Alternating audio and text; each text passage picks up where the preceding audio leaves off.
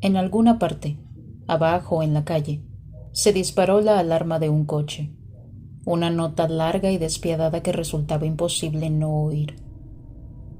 Somerset miró el despertador digital que había sobre la mesilla de noche. Eran casi las 2 de la madrugada, y aunque llevaba más de una hora tendido en la cama, ni siquiera había empezado a sentir sueño. Tenía demasiadas cosas en que pensar. Somerset intentó desterrar de su mente el penetrante sonido de la alarma y concentrarse en el tic-tac del metrónomo que tenía sobre la mesilla, debajo de la lámpara de lectura. Contempló el pequeño brazo del aparato en su vaivén, adelante y atrás, tic, tic, tic, tic. Aquella pequeña pirámide de madera era la mejor inversión que había hecho en su vida, pensó. Después de 30 años en la policía y de haberlo intentado con esposas, novias, alcohol, pastillas, loqueros, predicadores, meditación y yoga. Al fin aquel aparatito era lo único que conseguía por lo menos calmarlo un poco y hacerle conciliar el sueño. Un sencillo aparatito mecánico. Se trataba de ajustarlo a un ritmo bien preciso, como por ejemplo el de una suite para violonchelo de Bach, y observar la oscilación del brazo adelante y atrás, tic, tic, tic, tic, hasta que el pulso empezaba a serenarse y se acoplaba al compás del metrónomo. Somerset utilizaba aquel dichoso trasto con tanta frecuencia que le asombraba que aún funcionara. Rara era la noche en que no se veía obligado a usarlo para alejarse de toda la mierda que había afrontado durante el día, para lograr dormir siquiera unas pocas horas. Durante los 23 años que había pasado en la policía, 17 de ellos como detective de la Brigada de Homicidios, había visto tanta escoria humana, que era un milagro que pudiera dormir. Solo un detective de homicidios llega a ver el lado más oscuro de la humanidad. Asesinatos, palizas, torturas, humillaciones, degradaciones de todas las clases imaginables. Maridos que asesinan a sus mujeres, mujeres que asesinan a sus maridos, niños que matan a sus padres, padres que matan a sus hijos a golpes, amigos que disparan contra amigos, desconocidos que disparan contra desconocidos. Y todo ello sin ninguna suerte de orden ni concierto. Acciones espontáneas, crímenes pasionales, violencia gratuita, violencia al azar. Una bala en la cabeza porque a un tipo no le gustó el modo en que otro tipo lo miraba. Una puñalada en el corazón durante una disputa por un sitio donde aparcar. Una flecha clavada en el ojo por hacer trampa en el Monopoly. Niños de 10 años que matan a niños de 11 para robarles las zapatillas deportivas. Una drogadicta repleta de crack que dispara contra la multitud porque le apetece. Somerset había llegado a creer que aquella ciudad señalaba el camino hacia el futuro, la involución, una sociedad en regresión, el Homo sapiens en su retorno a la porquería de la que procedía. Somerset cerró los ojos y se cubrió el rostro con sus largos dedos. Había visto suficiente y no quería ver más. Se concentró en el rítmico golpeteo del metrónomo, que le llegaba desde detrás de los párpados cerrados, mientras el aullido de la alarma empezaba a convertirse en un sonido confuso. Resultaba increíble que todavía lo consiguiera después de 30 años, pero si se quedaba más tiempo, era posible que perdiera esa facultad. La clase de porquería que tenía que aguantar se acumulaba en la mente, y a la larga, eso puede resultar fatal. Sin embargo, al menos aquella noche todavía podía desterrar de su mente todo lo que había vivido durante el día, al menos en parte, y esperaba poderlo borrar todo algún día, olvidar para siempre toda la mierda que había llegado a presenciar como si nunca hubiera existido. Sabía que tenía bastantes posibilidades de fracasar, pero lo que estaba claro era que lo iba a intentar. En cuanto se jubilara, solo le quedaban 7 encantadores días. 7 días más y ya sería historia en aquella ciudad. 7 días para la dulce liberación. Somerset se apartó las manos del rostro y miró fijamente las paredes desnudas de su dormitorio. Había descolgado los cuadros y casi la mitad de los libros de las estanterías, que llegaban hasta el techo, estaba guardada en cajas. Había intentado hacer una selección, regalar algunos, pero le costaba mucho desprenderse de sus libros. En el armario quedaban colgados un traje, una chaqueta, 2 pares de pantalones y 7 camisas limpias. El resto de la ropa estaba ya en las maletas. Escudriñó los muros desnudos. Le resultaba extraño que aquellas paredes hubieran presenciado sus 2 matrimonios. Por supuesto, un piso de alquiler limitado en la ciudad vale más que una buena esposa.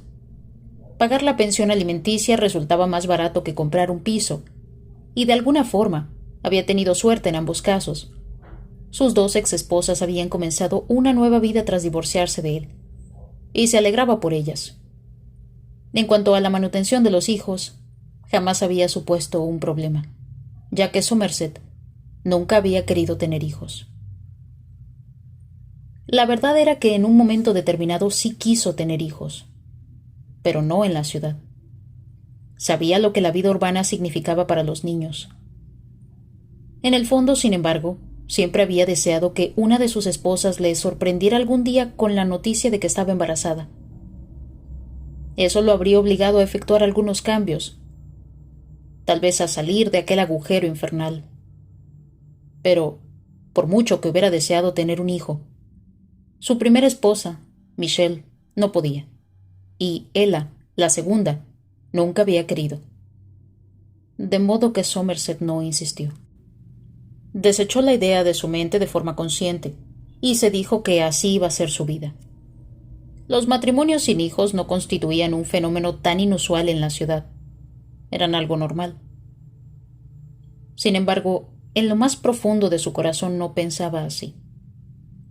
Con todo, a los 45 años aún no era demasiado tarde para ser padre. A su edad todavía podía aprender a cambiar pañales. No era demasiado tarde. Cabía la posibilidad de que conociera a alguien. Tal vez. No es que contara con ello, pero tampoco resultaba imposible. Nada sería imposible en cuanto se largara de allí. Sintió un nudo en la boca del estómago. Tenía la mandíbula tensa. Todavía no se sentía del todo a gusto con la decisión que había tomado. ¿Y si resultaba un gran error? Había pasado toda su vida en la ciudad. ¿Y si odiaba el campo? ¿Y si le parecía una porquería? ¿Y si descubría que él era como las palomas? ¿Necesitaba la basura de la ciudad para sobrevivir? Desvió la mirada hacia el metrónomo y siguió la trayectoria del brazo. Se concentró en el ritmo constante, obligándose así a dejar de pensar tanto y a relajarse. Todo saldría bien, se dijo a sí mismo. Todo saldría bien si se calmaba y dejaba que las cosas siguieran su curso. 7 días de mierda y luego empezaría una nueva vida, la parte buena de su vida. Sobre la mesilla de noche esparcido en torno al metrónomo, aparecía el contenido de sus bolsillos. El llavero, la desgastada cartera de cuero marrón, la vieja funda de cuero negro para la placa, la navaja con empuñadura de nácar. En el borde de la mesilla vi un ejemplar de tapas duras de Por quien doblan las campanas, de Hemingway. Lo encontró al hacer las maletas y decidió leerlo de nuevo. Alargó el brazo para tomar el libro y lo abrió por la página que había marcado la primera vez que lo leyera. Ahora hacía casi 20 años. Vio una frase subrayada con lápiz ya desvaído. El mundo es un lugar hermoso, un lugar por el que merece la pena luchar. A Somerset le entró risa. Aquella frase había significado algo para él 20 años atrás, cuando era el novato de la brigada de homicidios, cuando el mundo era realmente un lugar hermoso, por el que merecía la pena luchar. Pero las cosas habían cambiado desde los tiempos de Hemingway. Era evidente que Ernest jamás había imaginado que las cosas se pondrían tan feas. Pasó las páginas hasta que encontró el trozo de papel pintado que había introducido en el libro aquella tarde. Una rosa roja en un rectángulo de papel mugriento. Somerset lo había descubierto en la casa aquella tarde, al echar un vistazo al lugar antes de cerrar el trato. Se trataba del papel pintado que había debajo del papel de motas doradas de la sala, que se caía a jirones. Había arrancado un trozo de este y después limpió la cola del otro fragmento que apareció debajo, antes de cortar aquel rectángulo con la navaja. Todd, el agente inmobiliario, se había puesto nervioso de inmediato, temiendo que Somerset cambiara de idea. ¿Sucede algo, señor Somerset?, inquirió mientras jugueteaba con el cuello de su americana azul marino, en la que aparecía la insignia de la agencia inmobiliaria, bordada en el bolsillo de la perchera, mientras intentaba ocultar que estaba a punto de sufrir un ataque de angustia. Somerset no respondió. Siguió mirando aquella rosa delicadamente grabada, impresionado por la habilidad del artista y el empleo de los múltiples matices de rojo con toques anaranjados. La minuciosidad que ponía de manifiesto aquel papel pintado lo sorprendió. ¿Realmente hacían papeles pintados tan artísticos? Antaño sí. No obstante, habría apostado lo que fuera a que ya no se hacían. ¿Sucede algo, señor Somerset?, repitió Todd. Somerset se guardó la rosa en el bolsillo, cruzó la sala y salió al porche delantero. Se trataba de un gran porche que daba la vuelta a la casa, y sus pasos resonaron como una mareja fúnebre sobre los tablones desgastados. Observó las abandonadas tierras de cultivo que rodeaban la casa, así como las cosechas bien cuidadas de su vecino, al otro lado de la carretera. A la izquierda empezaban las colinas y el bosque. No había ni una sola nube en el cielo, y a Somerset casi le pareció oír el sonido de los rayos del sol sobre él. El cartel de en venta oscilaba al viento que silbaba con suavidad. Todd abrió la chirriante puerta mosquitera con aire inseguro. ¿Señor Somerset? Somerset bajó la escalinata del porche y se volvió para contemplar el tejado de hojalata y las marcas de alquitrán agrietado por el sol en los lugares donde se había reparado. ¿Tiene alguna pregunta, señor Somerset?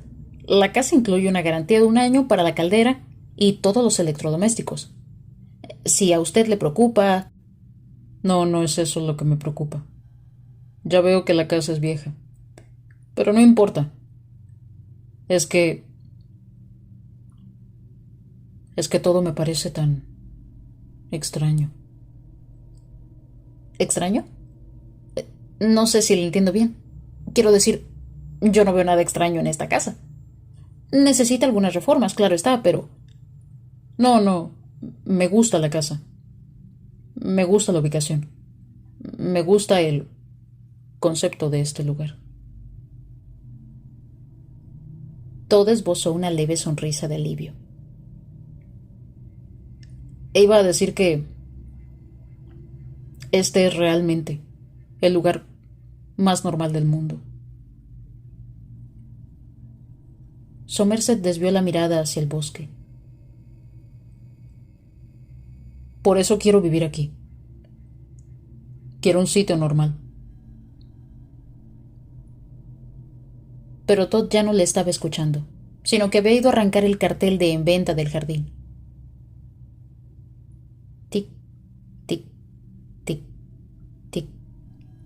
Somerset miró el metrónomo y luego dirigió su vista hacia la rosa de papel que sostenía en la mano. Ya echaba de menos la casa, y eso que ni siquiera se había mudado aún. La echaba de menos porque se le antojaba irreal, tan alejada de allí.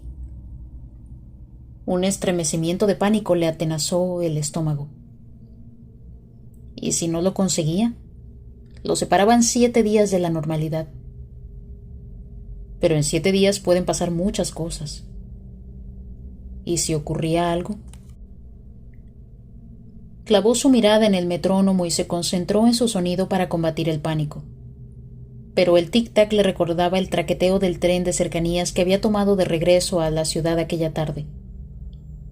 Al principio fue fantástico contemplar cómo las granjas y los campos se sucedían velozmente, mientras él permanecía sentado en su asiento, leyendo a Hemingway, con un cigarrillo entre los labios y un vaso de café caliente, enviando espirales de humo y vapor hacia la brillante luz del sol que inundaba el tren. Pero al cabo de un rato el sol se tornó opresivo, exigiendo su atención mientras el paisaje se volvía cada vez más árido y las granjas se trocaban en desierto. Muy pronto esqueletos de coches carbonizados empezaron a salpicar las tierras yermas, y Somerset supo que se estaban acercando a la ciudad. En medio de la nada empezaron a aparecer fábricas y polígonos industriales que parecían bases espaciales.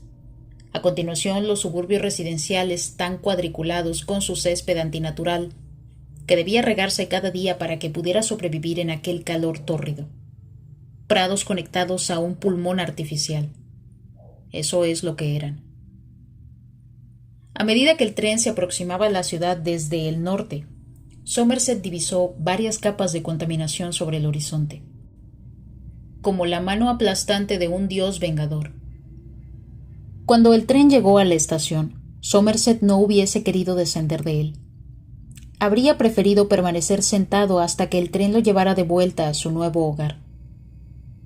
Pero el deber lo llamaba, y 7 días tan solo eran una semana.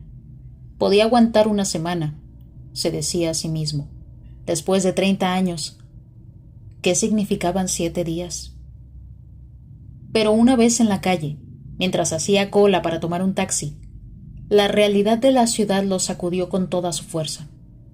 Coches de frenos chirriantes, sirenas que aullaban, gente gritando, todo el mundo indiferente. Un vagabundo loco se disputaba una maleta con un turista. «Yo le consigo un taxi, amigo», farfullaba el hombre. «Sé cómo hacerlo. Yo le consigo uno, el mejor taxi de la ciudad, joder». Pero el turista, cuya esposa y 2 hijas permanecían detrás de él con aire desamparado, no deseaban la ayuda de aquel loco. No querían que aquel hombre existiese. Somerset estuvo a punto de intervenir, pero carecía de la energía suficiente.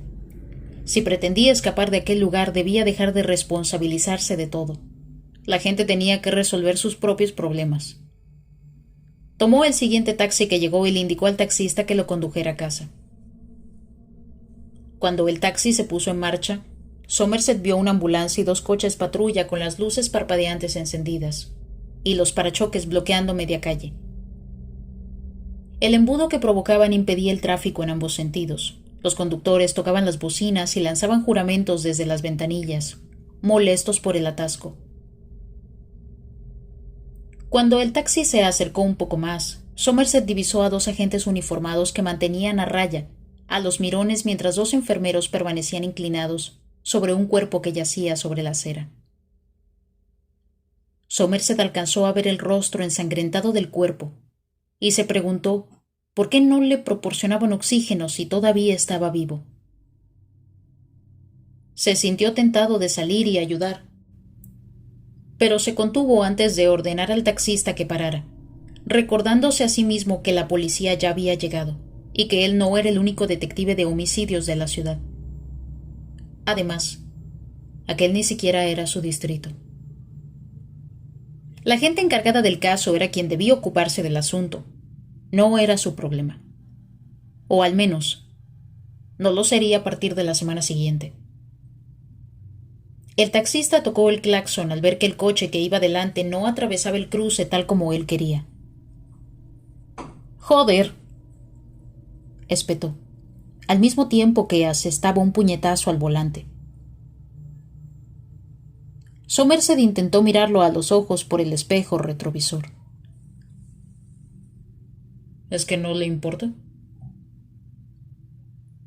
preguntó haciendo una seña en dirección al cuerpo que yacía sobre la acera. Pues claro que me importa, replicó el taxista. Estoy perdiendo dinero aquí parado en este puto atasco. A Somerset no se le ocurrió ninguna respuesta.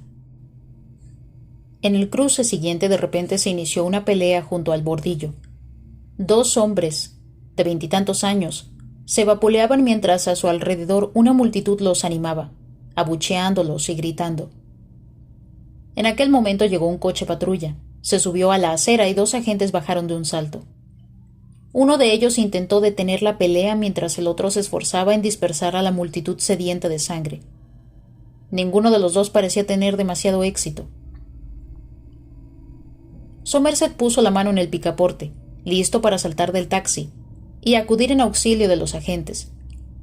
Pero de repente el taxista pisó a fondo el acelerador y dejó a un lado a los mirones que entorpecían el tráfico, hasta situarse en el carril contrario. «Chalados de mierda», espetó. Cuando el taxista volvió por fin al carril derecho, Somerset exhaló un profundo suspiro.